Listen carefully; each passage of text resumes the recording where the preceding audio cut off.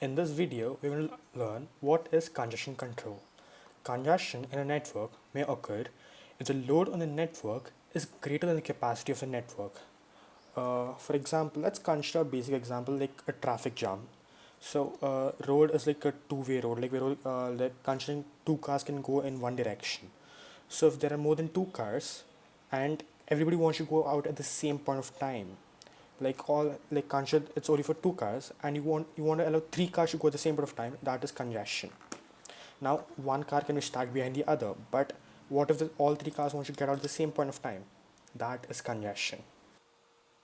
Now, congestion control is something that helps you in controlling the congestion. So in this picture, let's consider these five nodes: A, B, C, D and E. So now A, B, C have a certain buffer size and they're sending messages to the node D. Now the now the node D is sending message to E.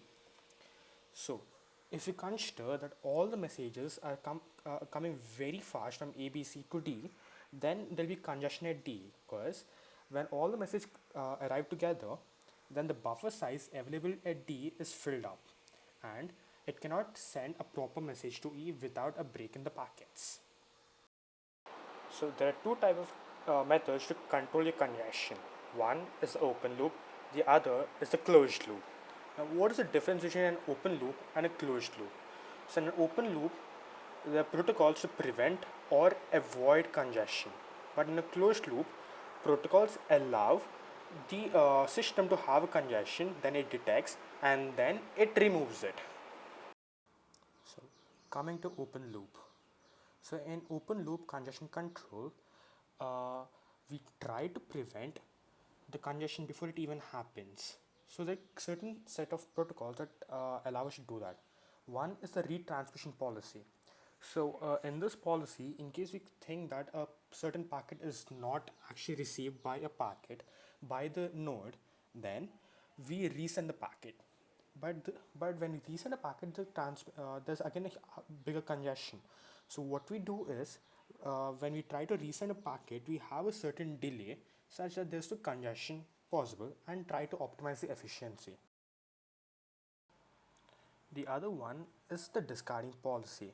So what in this policy, what actually happens is, so we try to discard the less sensitive stuff which actually doesn't cause any harm to the quality of a message. For example, in case of an audio file transmission, routers can discard less sensitive packets to prevent congestion and also maintain the quality of the audio file.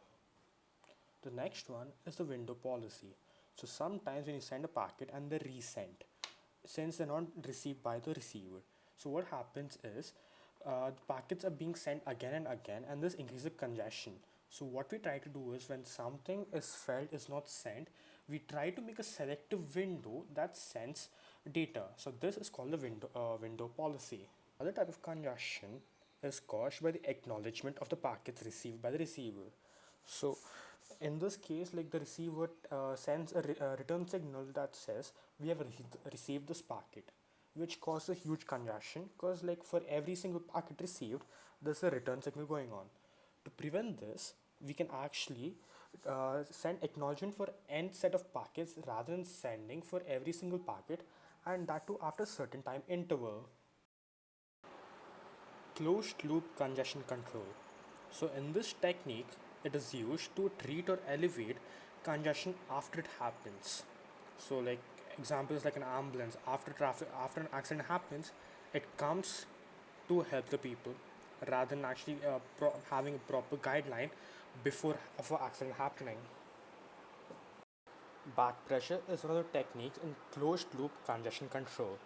So back pressure is a technique in which if a node is congested, it stops taking messages from the previous node, or the node that sends the messages to this node. And now the other node also gets congested. So it stops taking messages from a previous node, and hence everything is in a standstill until one node is able to send data to the destination. Now, the next version is a choke packet technique. In this, so if one node is having a congestion, then it sends a message to previous node that's having congestion. and this keeps on continuing. That is called a choke packet technique. The next one is implicit setting. So in this, if there is no communication between the source node and the receiving node, then the source node thinks that the receiving node is having congestion and stops sending packets. Now, when you work on a computer, we can actually stop the congestion by our hands. So to stop those, we have a certain set of algorithms to control the congestion. Some of them are leaky bucket algorithm and the token bucket algorithm. Leaky bucket algorithm. So let us consider an example to understand this. So imagine a bucket full of water with a small hole on the bottom. Now, uh, let's conjure a inflow of water into the bucket that either can be continuous or broken. But no matter what, the water exiting from the small hole on the bottom of the bucket will be continuous. It will be at a constant rate.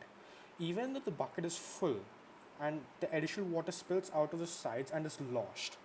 But at the same time, the output of the bucket from the bottom will be continuous. Similarly, in computer networks, so when a host wants to send a packet of data to another node, he just drops the packet into the bucket. Now, the bucket will send the data to the receiving node in a small but continuous process.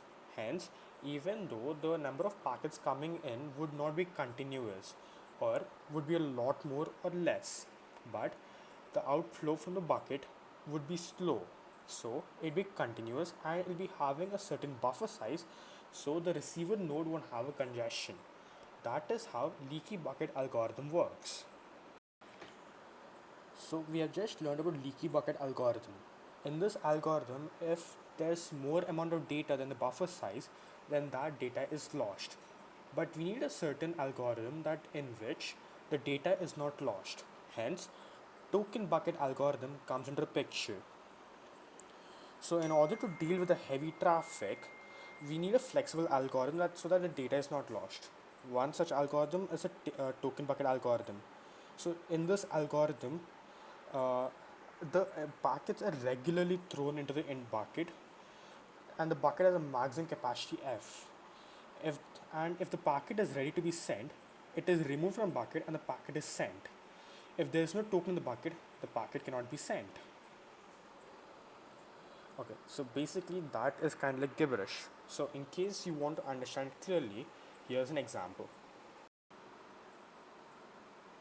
So the leaky bucket algorithm controls the rate at which the packets are introduced into the network, but it is very conservative in nature.